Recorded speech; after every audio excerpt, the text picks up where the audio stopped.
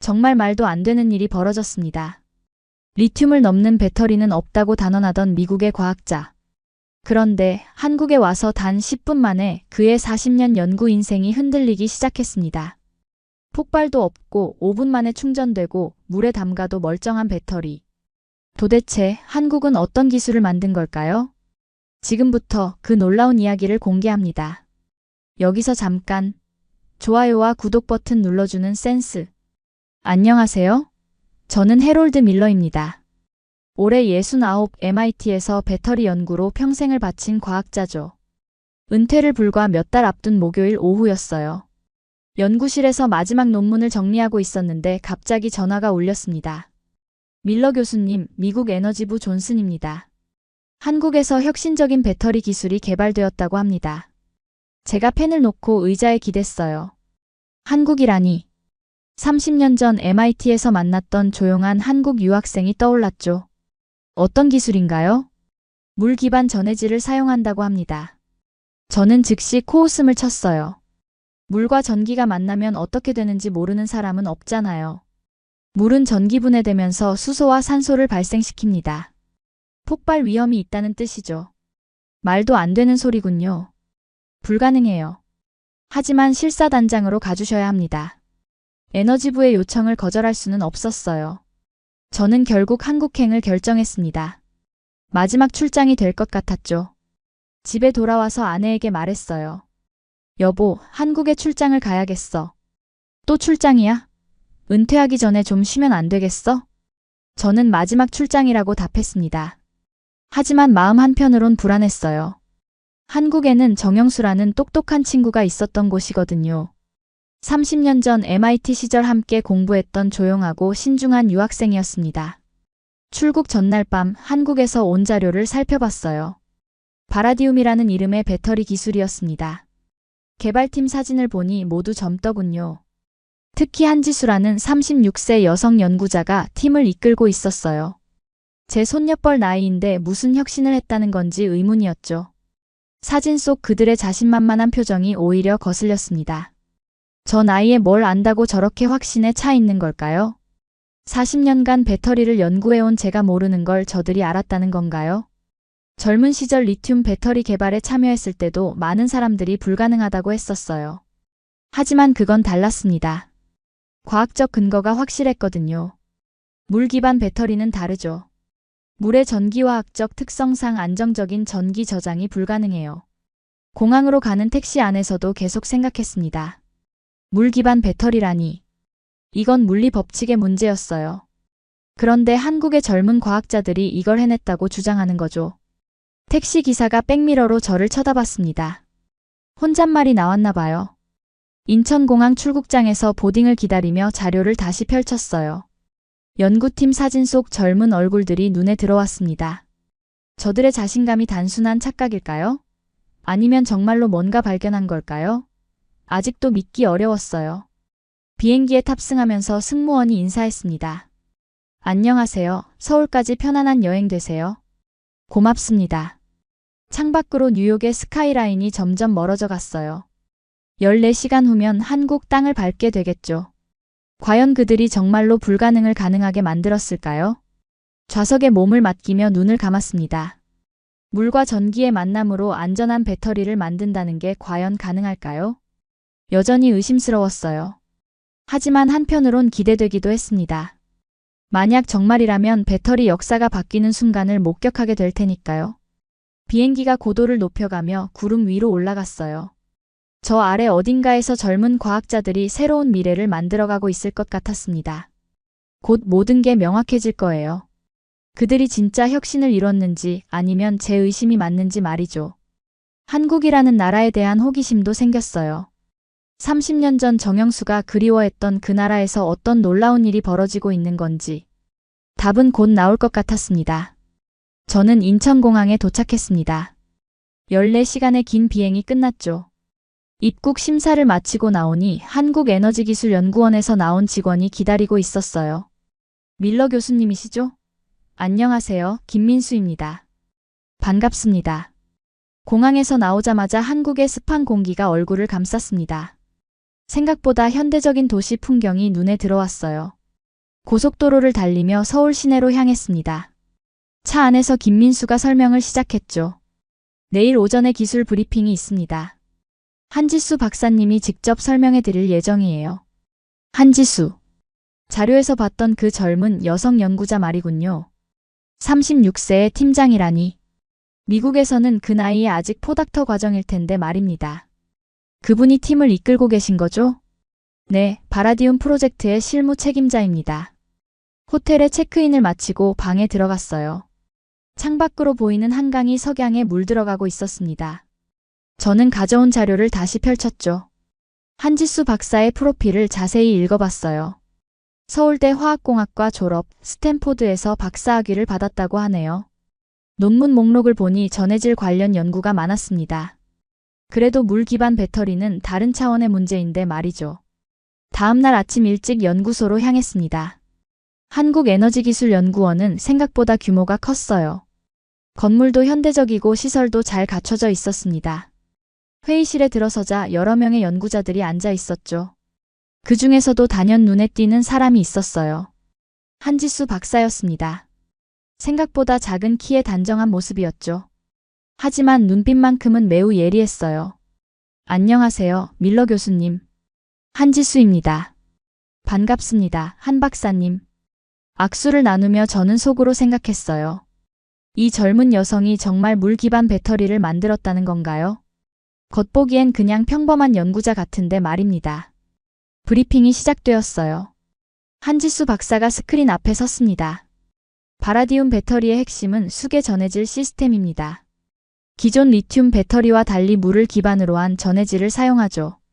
저는 바로 손을 들었어요. 잠깐만요. 물은 전기 분해되면서 가스를 발생시킵니다. 어떻게 안정성을 확보하셨나요? 좋은 질문이네요. 저희는 특별한 첨가제를 통해 물의 전기화학창을 확장시켰습니다. 첨가제라고요? 그런 간단한 방법으로 물의 근본적인 한계를 극복했다는 건가요? 믿기 어려웠습니다. 프레젠테이션이 계속되었죠. 충전 속도는 5분, 용량은 리튬 배터리와 비슷하다고 했어요. 게다가 화재 위험이 전혀 없다고 주장했습니다. 저는 점점 의심스러워졌어요. 너무 완벽해 보였거든요. 과학에서는 완벽한 해답이란 존재하지 않아요. 모든 기술에는 트레이드 오프가 있는 법입니다. 실제 테스트 데이터를 볼 수 있을까요? 한지수 박사가 자료를 건네주었어요. 하지만 제가 보기에는 뭔가 부족했습니다. 장기간 안정성 데이터가 없었거든요. 회의가 끝나고 나서 저는 복잡한 심정이었어요. 젊은 연구자들의 자신감은 대단했지만 과학적 근거가 충분하지 않다고 느꼈습니다. 정말 이들이 불가능을 가능하게 만든 걸까요? 아니면 단순한 착각일까요? 그날 밤 호텔에서 자료를 다시 검토했습니다. 하지만 여전히 의문투성이었어요. 내일은 실제 실험을 볼 수 있을 것 같았습니다. 그때 모든 게 명확해지겠죠. 다음날 아침 저는 연구소에 도착했습니다. 오늘은 본격적인 기술 검토 회의가 예정되어 있었어요. 한지수 박사와 그녀의 연구팀이 바라디움 배터리의 세부 기술을 설명할 예정이었죠. 저는 미리 준비해온 질문 목록을 점검했습니다. 회의실에 들어서니 한지수 박사가 이미 준비를 마치고 있었어요. 테이블 위에는 실제 바라디움 배터리 샘플들이 놓여 있었습니다. 겉보기에는 평범한 배터리와 다를 바 없더군요.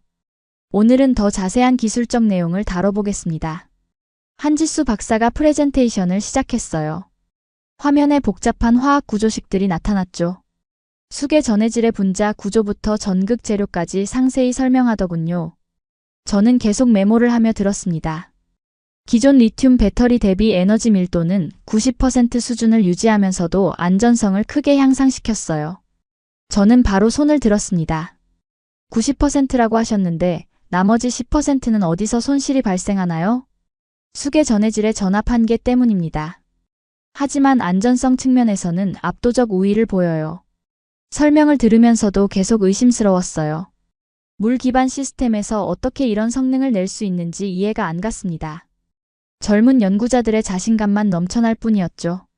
한지수 박사가 실제 배터리를 들어 보였습니다. 이 배터리는 물에 완전히 잠겨도 정상 작동해요. 리튬 배터리로는 절대 불가능한 일이죠. 저는 더 이상 참을 수 없었어요. 40년간 배터리를 연구해온 제가 보기에 이건 과장이 심했습니다. 물의 전기화학적 특성을 완전히 무시한 주장이었거든요. 잠깐만요. 이게 정말 배터리인가요? 그냥 물통 아니에요? 회의실이 순간 조용해졌어요. 한지수 박사의 표정이 굳어졌습니다.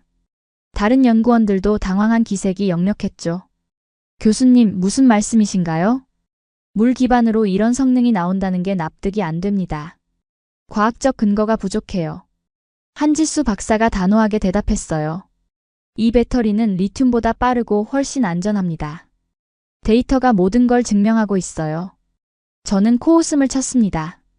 데이터라니. 조작된 데이터는 아무 의미가 없거든요. 젊은 연구자들이 흔히 하는 실수군요. 이론과 현실은 다르다고요. 실수라고요? 한지수 박사의 목소리에 분노가 섞여 있었어요. 하지만 저는 멈출 수 없었습니다. 40년간 배터리를 연구해온 제가 보기에 이건 불가능해요. 물리 법칙을 무시할 수는 없습니다. 회의실의 분위기가 완전히 얼어붙었습니다. 한지수 박사가 자료를 정리하며 말했어요. 그렇다면 직접 확인해 보시죠. 실험실에서 테스트하시면 됩니다. 저는 의자에서 일어났어요.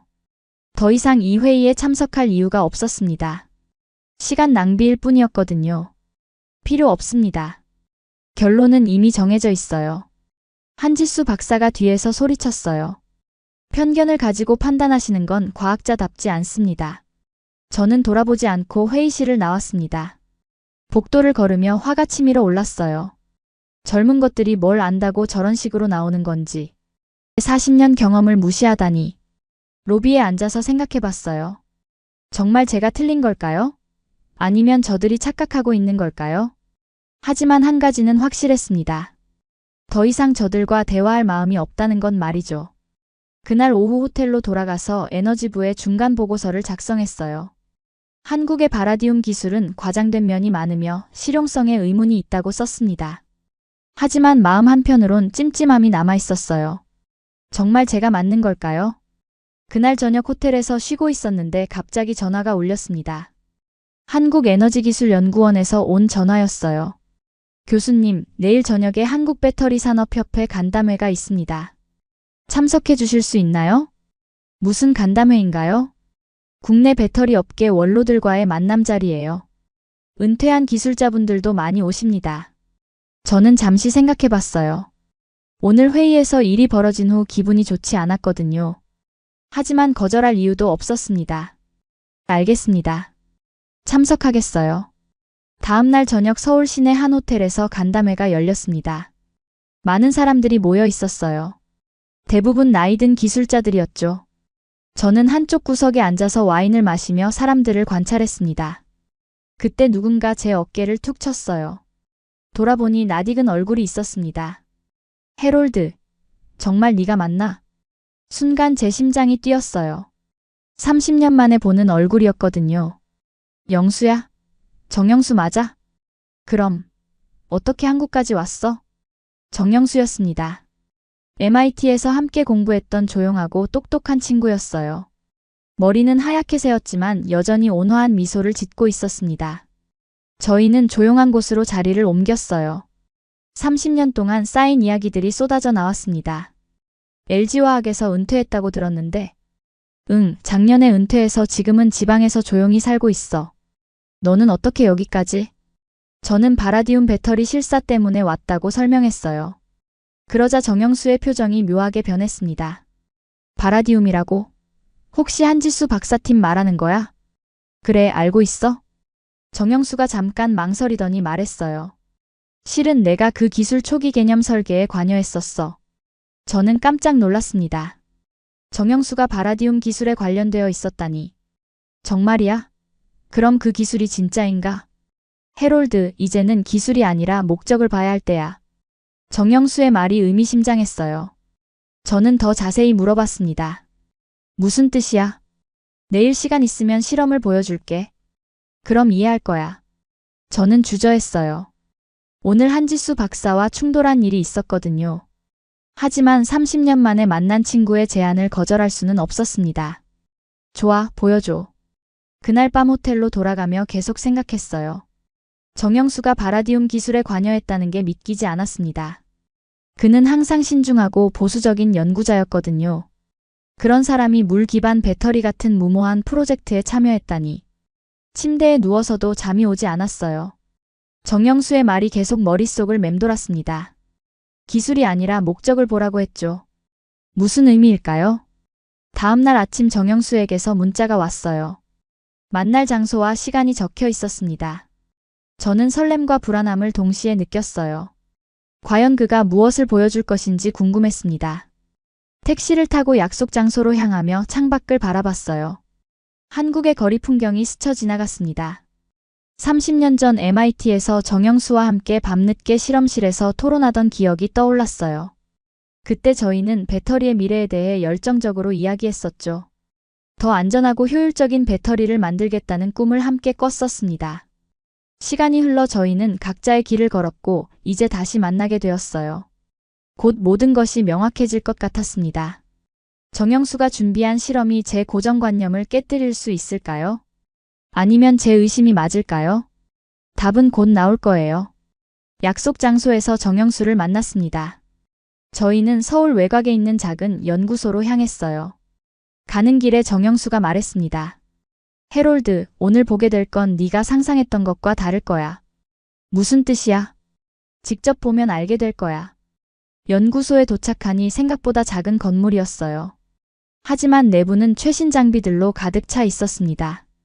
정영수가 저를 실험실로 안내했죠. 여기서 바라디움 배터리의 극한 테스트를 해볼 거야. 실험대 위에 여러 개의 배터리가 놓여 있었어요. 겉보기엔 평범해 보였지만 뭔가 다른 느낌이 있었습니다. 정영수가 첫 번째 실험을 시작했어요. 먼저 침수 테스트부터 해보자. 투명한 물통에 바라디움 배터리를 넣었습니다. 그리고 LED 전구를 연결했어요. 리튬 배터리라면 절대 시도할 수 없는 실험이었죠. 전구가 밝게 켜졌습니다. 물속에서도 정상적으로 작동하고 있었어요. 이게 어떻게 가능한 거야? 수계 전해질의 특성상 물과 친화적이거든. 단락이 발생하지 않아. 저는 믿기 어려웠어요. 하지만 제 눈앞에서 벌어지고 있는 현실이었습니다. 두 번째 실험이 시작되었어요. 고온 환경 테스트였습니다. 이번엔 80도 환경에서 테스트해보자. 5분 안에 배터리를 넣고 온도를 올렸습니다. 리튬 배터리라면 폭발 위험이 있는 온도였어요. 하지만 바라디움 배터리는 여전히 안정적으로 작동했습니다. 온도가 올라가도 가스 발생이 거의 없네. 정영수가 설명했어요. 특별한 첨가제가 물의 전기 분해를 억제하거든. 저는 점점 충격을 받았습니다. 제가 알고 있던 배터리 상식을 뒤엎는 실험들이었거든요. 세 번째 실험은 급속 충전 테스트였어요. 5분 안에 80% 충전이 가능해. 고속 충전기에 배터리를 연결했습니다. 모니터에 충전 상황이 실시간으로 표시되었어요.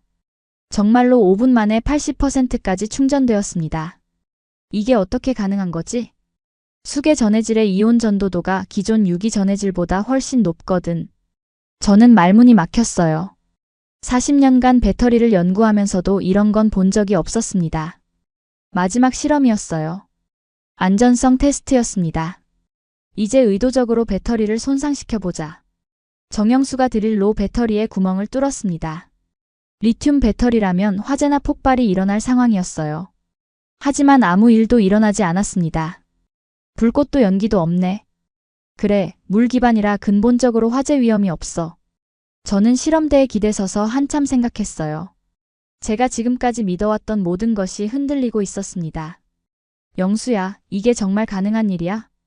해롤드, 네가 젊었을 때 리튬 배터리도 불가능하다고 생각했잖아. 정영수의 말이 가슴에 와 닿았어요. 그때 저희는 모든 사람들의 반대를 무릅쓰고 리튬 배터리를 개발했었죠. 하지만 이건 무리야. 물과 전기는 위험하다고. 고정관념을 버려. 과학은 계속 발전하고 있어. 실험을 모두 마치고 나서 저는 복잡한 심정이었어요. 제 눈으로 직접 확인했지만 여전히 믿기 어려웠습니다. 이 모든 게 진짜라는 거야? 응, 그리고 이건 시작에 불과해. 앞으로 더 놀라운 일들이 기다리고 있어. 연구소를 나서며 저는 하늘을 올려다봤어요. 오늘 본 실험들이 머릿속에서 계속 맴돌았습니다. 정말 바라디움 배터리가 배터리 역사를 바꿀 수 있을까요? 택시 안에서 정영수가 마지막으로 말했어요. 해롤드, 내일 한지수 박사와 다시 만나봐. 그녀에게 사과해야 할 것 같은데. 저는 고개를 끄덕였습니다. 정말 제가 틀렸던 걸까요? 젊은 연구자들이 불가능을 가능하게 만든 걸까요? 이제 모든 게 다르게 보이기 시작했어요. 다음 날 아침 저는 한지수 박사에게 연락을 했습니다. 어제 정영수와의 만남 후 생각이 많이 바뀌었거든요. 제가 너무 성급하게 판단했다는 걸 깨달았어요. 박사님, 죄송합니다.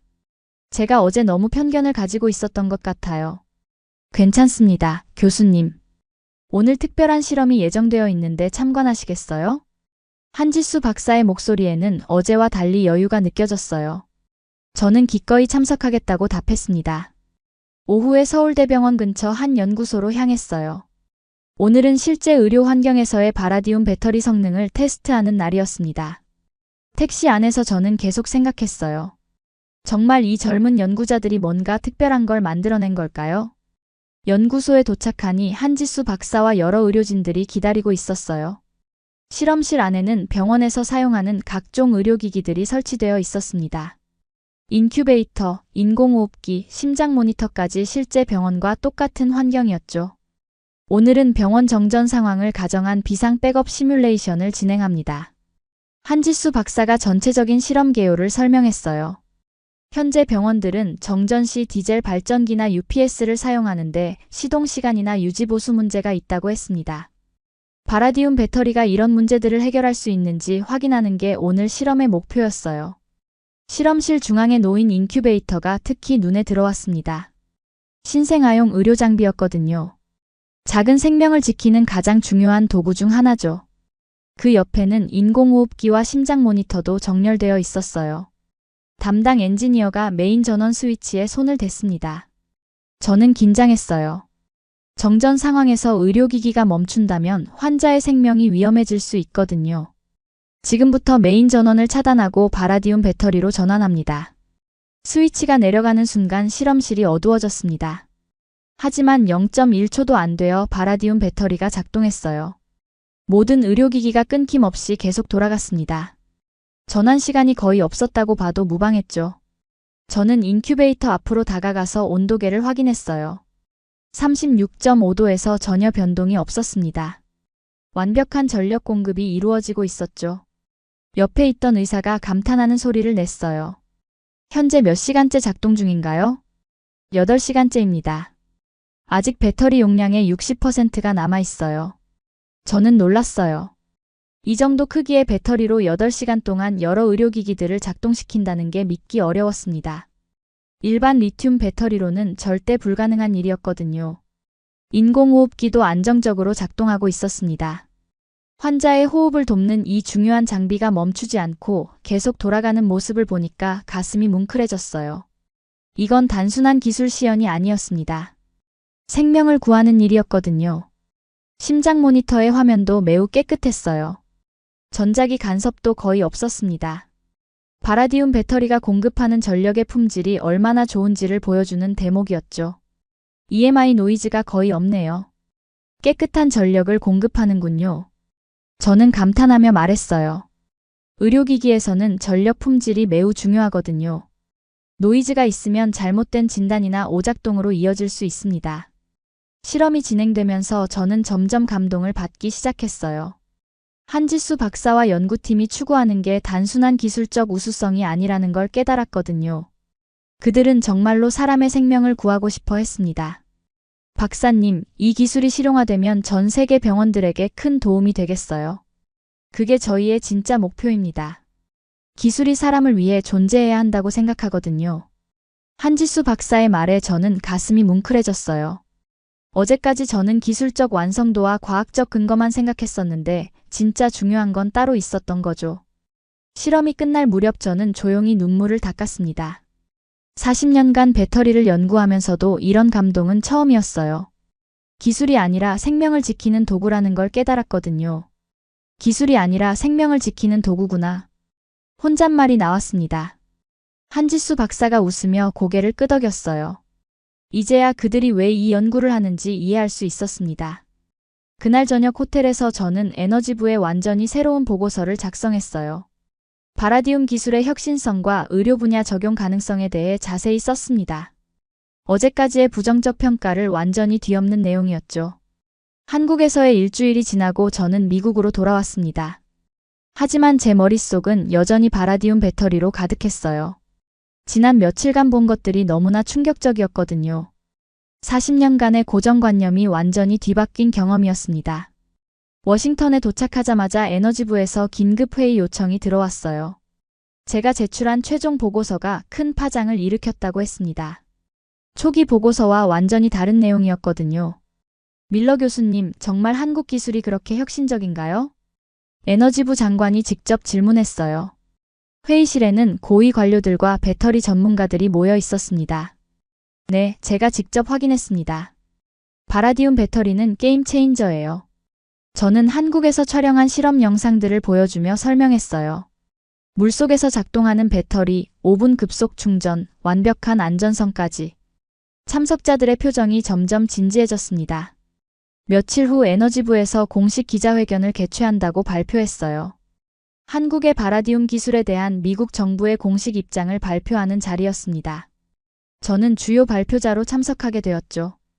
기자회견 당일 아침, 저는 오랜만에 긴장을 느꼈어요. 40년 경력의 과학자가 자신의 기존 견해를 완전히 뒤엎는 발표를 한다는 건 쉬운 일이 아니었거든요. 하지만 진실을 말해야 했습니다. 워싱턴 DC의 에너지부 건물에는 각종 언론사 기자들이 몰려들었어요. CNN, BBC, 월스트리트 저널까지 주요 매체들이 모두 참석했습니다. 전 세계가 주목하는 자리였죠. 에너지부 장관의 개회사 후 제가 연단에 올랐습니다. 수백 개의 카메라 플래시가 터졌어요. 저는 잠시 숨을 고르고 마이크 앞에 섰습니다. 여러분, 저는 40년간 배터리 기술을 연구해온 해롤드 밀러입니다. 목소리가 떨리지 않도록 천천히 말했어요. 일주일 전만 해도 저는 물 기반 배터리가 불가능하다고 생각했습니다. 하지만 한국에서 직접 확인한 결과 제 생각이 완전히 틀렸다는 걸 깨달았어요. 기자들이 웅성거리기 시작했습니다. 저는 계속해서 말했어요. 대한민국의 바라디움 기술은 배터리 산업의 패러다임을 바꿀 혁신입니다. 이제 배터리는 폭발하지 않아도 되고 환경을 해치지 않아도 됩니다. 한국에서 촬영한 실험 영상들이 대형 스크린에 상영되었어요. 물속에서 작동하는 배터리, 구멍을 뚫어도 폭발하지 않는 배터리, 의료기기를 안전하게 작동시키는 모습들이 나왔습니다. 특히 의료 분야에서의 활용 가능성은 무궁무진합니다. 정전 상황에서도 환자의 생명을 지킬 수 있는 완벽한 백업 시스템이 될 수 있어요. 기자 한 명이 손을 들었어요. 교수님, 초기에는 부정적으로 평가하셨는데 왜 입장이 바뀌셨나요? 과학자는 사실 앞에서 겸손해야 합니다. 제가 편견을 가지고 있었다는 걸 인정해요. 저는 솔직하게 답했습니다. 실수를 인정하는 것도 과학자의 자세라고 생각했거든요. 발표가 끝나고 에너지부 장관이 미국의 공식 입장을 발표했어요. 바라디움 배터리를 차세대 원전 백업 시스템 후보로 공식 채택한다는 내용이었습니다. 또한 한국과의 기술 협력을 확대하겠다고 선언했죠. 기자회견이 끝난 후 저는 혼자 에너지부 건물 옥상으로 올라갔어요. 워싱턴의 스카이라인이 저녁 노을에 물들어 있었습니다. 지난 일주일을 돌이켜보니 감회가 새로웠어요. 핸드폰에 한지수 박사에게서 온 문자가 있었습니다. 기자회견을 봤다는 내용과 함께 감사 인사가 적혀 있었어요. 저는 미소를 지으며 답장을 보냈습니다. 그날 밤 집에 돌아와서 아내에게 말했어요. 여보, 내가 한국에서 정말 중요한 걸 배웠어. 뭘 배웠는데? 젊은 과학자들을 무시하면 안 된다는 것. 그리고 기술은 사람을 위해 존재한다는 건 말이야. 다음날 아침 신문들은 모두 바라디움 배터리 소식으로 도배되었어요. 한국의 기술력을 극찬하는 기사들이 쏟아졌습니다. 저는 뿌듯함과 동시에 부끄러움도 느꼈어요. 처음부터 열린 마음으로 접근했다면 더 좋았을 텐데 하는 아쉬움이 있었거든요. 하지만 중요한 건 결과였습니다. 한국의 혁신적인 기술이 전 세계에 알려졌고 앞으로 많은 사람들의 생명을 구할 수 있게 되었어요. 그것만으로도 충분히 의미 있는 일이었다고 생각했습니다.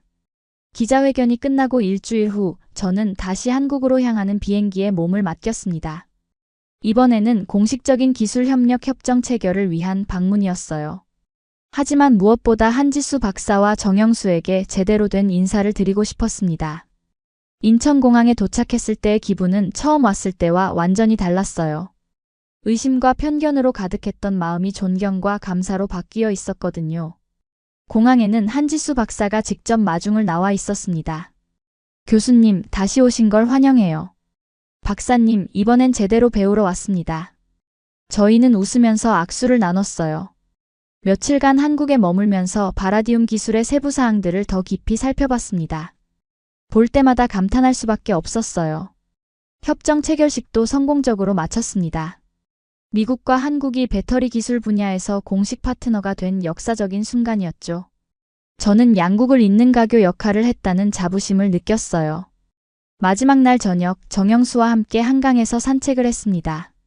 30년 만에 다시 만난 친구와의 소중한 시간이었어요. 영수야, 네가 옳았어. 나는 너무 고집불통이었던 것 같아. 해롤드, 우리 모두 배우는 거지. 나이가 들어도 계속 배워야 해. 다음 날이 귀국하는 날이었습니다. 공항으로 가기 전에 저는 두 통의 편지를 썼어요. 하나는 정영수에게, 다른 하나는 한지수 박사에게 보내는 편지였습니다. 정영수에게 보내는 편지에는 이렇게 썼어요. 30년 전 MIT에서 함께했던 꿈을 한국 땅에서 다시 만날 수 있어서 행복했다고. 그리고 그가 보여준 포용력과 지혜에 감사한다고 적었습니다. 한지수 박사에게는 더 긴 편지를 썼어요. 처음 만났을 때 보여준 무례함을 다시 한번 사과하고 그녀의 연구 철학에 깊은 감명을 받았다고 썼습니다. 기술이 사람을 위해 존재한다는 그녀의 말이 제 인생을 바꿔놓았다고 고백했어요. 편지 마지막 부분에는 이런 내용을 적었습니다. 제 마지막 수업은 한국에서 받은 기술이었고 진짜 과학은 사람을 위한 것임을 배웠습니다. 박사님과 연구팀이 만들어낸 바라디움 기술이 전 세계 사람들의 생명을 구하는 날이 오기를 기원해요. 인천공항에서 출국 수속을 밟으며 저는 지난 2주간을 되돌아봤습니다. 처음엔 의심으로 시작했던 여행이 감동과 배움으로 끝나게 되었어요. 69세의 나이에도 이렇게 큰 깨달음을 얻을 수 있다는 게 신기했습니다. 보딩게이트에서 기다리며 한국에서 찍은 사진들을 다시 봤어요. 한지수 박사와 연구팀이 환하게 웃고 있는 모습, 정영수와 함께 찍은 사진, 바라디움 배터리 실험 장면들이 스마트폰 화면에 가득했습니다. 비행기에 탑승한 후 창가 자리에 앉아 한국 땅을 내려다봤어요. 이 작은 나라에서 세상을 바꿀 기술이 탄생했다는 게 놀라웠습니다. 그리고 그 기술을 만든 사람들의 따뜻한 마음이 더욱 감동적이었어요. 기내에서 제공된 태극기 배지를 가슴에 달았습니다. 승무원이 의아해하는 표정을 지었지만 저는 개의치 않았어요. 한국에 대한 존경의 표시였거든요. 비행기가 이륙하면서 저는 조용히 다짐했습니다. 앞으로 젊은 과학자들의 아이디어를 무시하지 않겠다고. 그리고 기술이 사람을 위해 존재한다는 원칙을 잊지 않겠다고 말이에요. 14시간의 비행시간 동안 저는 미래를 그려봤습니다. 바라디움 배터리가 전 세계로 확산되어 수많은 생명을 구하게 될 모습을, 병원에서, 재해 현장에서, 일상생활에서 사람들을 지켜주는 모습을 상상했어요. 뉴욕에 도착했을 때 저는 완전히 다른 사람이 되어 있었습니다. 고집스럽고 편견에 가득 찬 늙은 과학자가 아니라 여전히 배울 준비가 된 겸손한 연구자로 변해 있었어요. 집에 도착해서 아내에게 말했습니다. 여보, 정말 좋은 여행이었어. 한국에서 나는 새로운 사람이 되었어. 그날 밤 저는 오랜만에 깊은 잠에 빠져들었어요. 꿈속에서 바라디움 배터리가 세상 곳곳에서 사람들을 도우며 활약하는 모습을 봤습니다. 그리고 한지수 박사의 말이 다시 들렸어요. 기술은 사람을 위해 존재한다고. 은퇴를 앞둔 나이에 이런 소중한 경험을 할 수 있어서 감사했습니다. 한국이라는 나라와 바라디움 기술, 그리고 그것을 만든 사람들에게 평생 고마울 것 같았어요. 오늘의 사연은 어떠셨나요? 이번 영상을 어떻게 생각하시는지 댓글로 의견을 남겨주시고 좋아요를 눌러주세요. 다음에도 더 흥미진진한 사연으로 찾아뵙겠습니다. 여러분의 사연 제작소 감동 나누기였습니다. 감사합니다.